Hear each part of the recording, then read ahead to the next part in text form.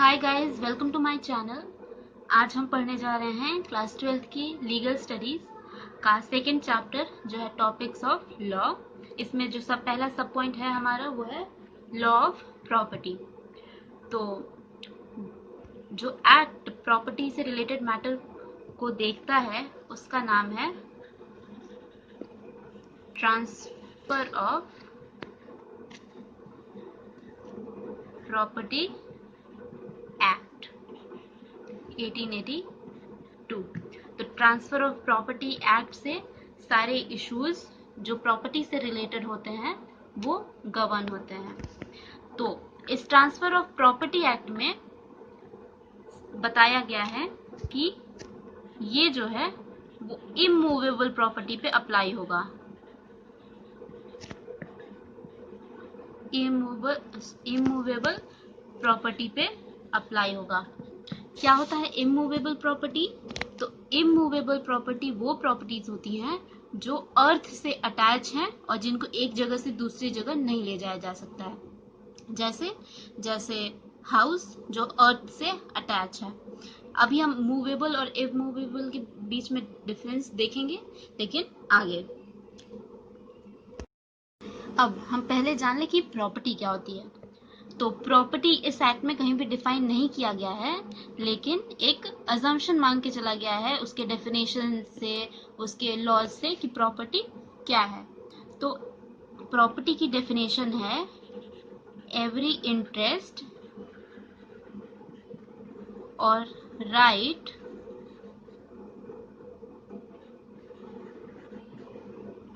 that has an economic value।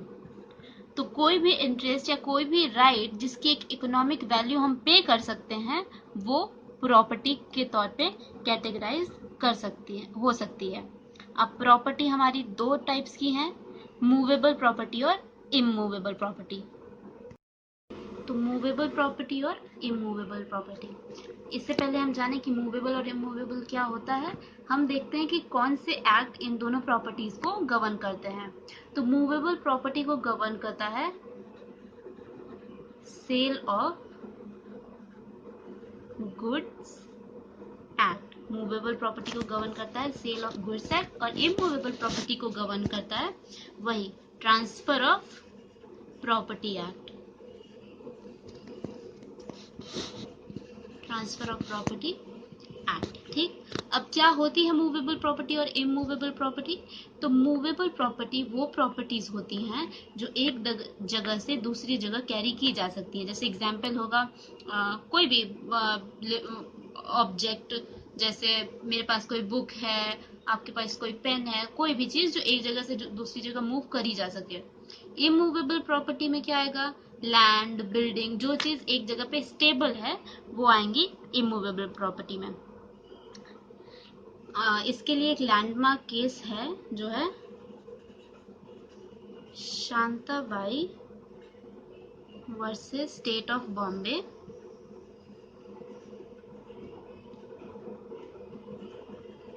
State of Bombay, इस case में क्या हुआ था? इस केस में सुप्रीम कोर्ट ने मूवेबल प्रॉपर्टी और इमूवेबल प्रॉपर्टी में बहुत अच्छी तरह से डिस्टिंक्शन बताया था।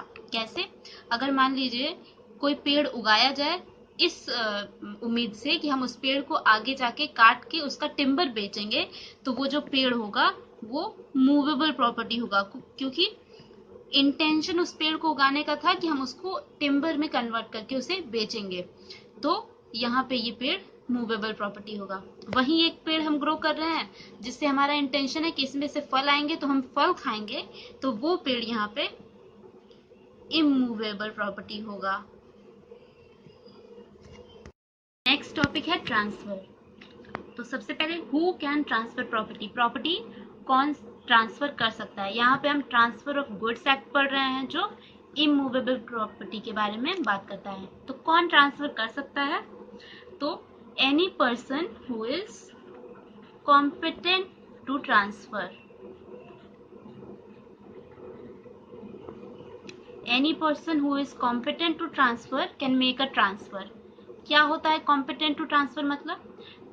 तो इसकी 3 कंडीशंस हैं। पहला, या तो 18 या 18 प्लस एज होनी चाहिए। किसी भी पर्सन को एक ट्रांसफर बनाने के लिए उसकी एज 18 या 18 से अबव होनी चाहिए। दूसरा, साउंड माइंड। साउंड माइंड मतलब उसकी दिमागी हालत सही होनी चाहिए। और तीसरा,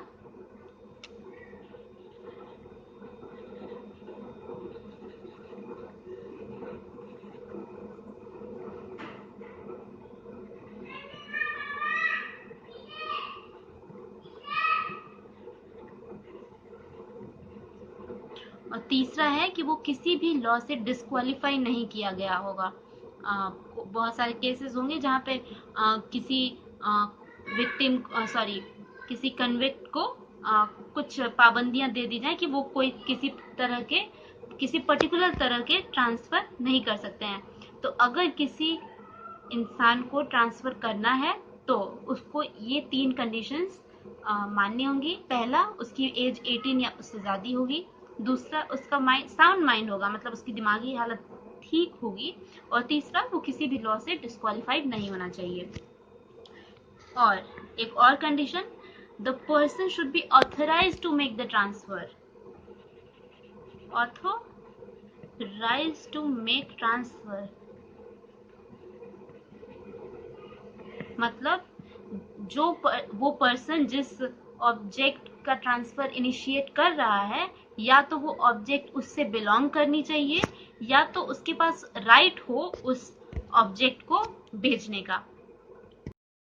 तो नेक्स्ट टॉपिक है how to make a transfer. Property कैसे ट्रांसफर होगी, उसका प्रोसेस क्या है। तो इसको जानने से पहले हमें सबसे पहले जाननी पड़ेगी वैल्यू ऑफ प्रॉपर्टी, क्योंकि ये डिपेंड करता है इस पे।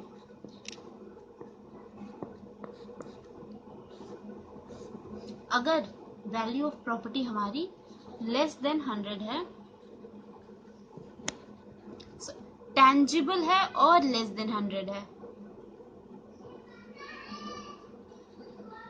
टेंजिबल है और लेस देन 100 है, तो हम ये प्रॉपर्टी ट्रांसफर कर सकते हैं बाय डिलीवरी। बाय डिलीवरी मतलब हम इसे ऐसे ही ट्रांसफर कर सकते हैं, इसके लिए कोई लीगल फॉर्मेलिटीज की जरूरत नहीं है। अगर ये प्रॉपर्टी की वैल्यू मोर देन 100 रुपीज है या ये इनटेंजिबल है,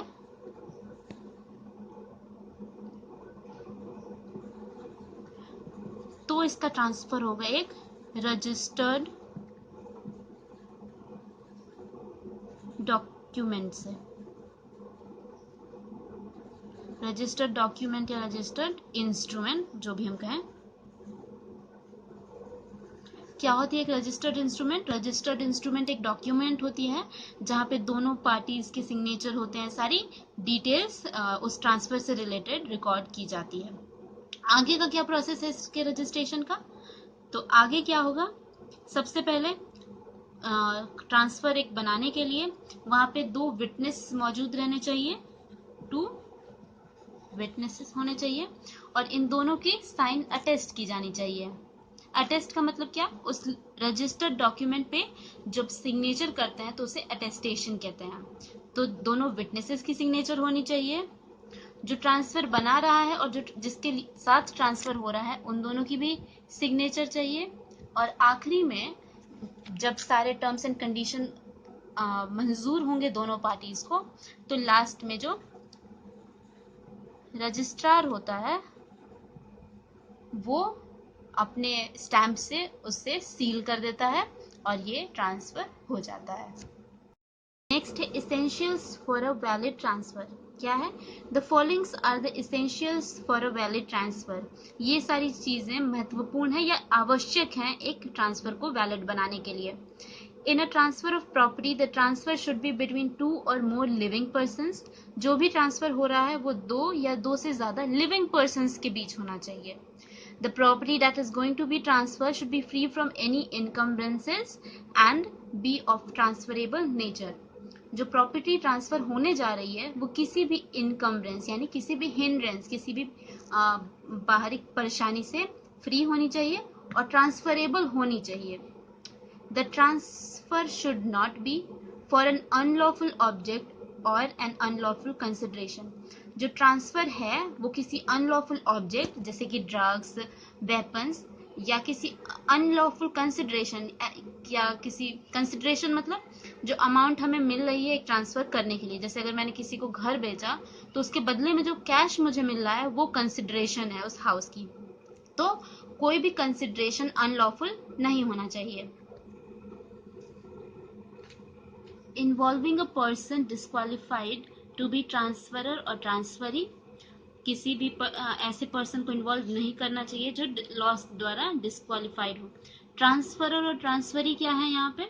ट्रांसफरर वो पर्सन जो प्रॉपर्टी ट्रांसफर कर रहा है, और ट्रांसफरी वो पर्सन जो प्रॉपर्टी खरीद रहा है या जिसको प्रॉपर्टी ट्रांसफर की जा रही है।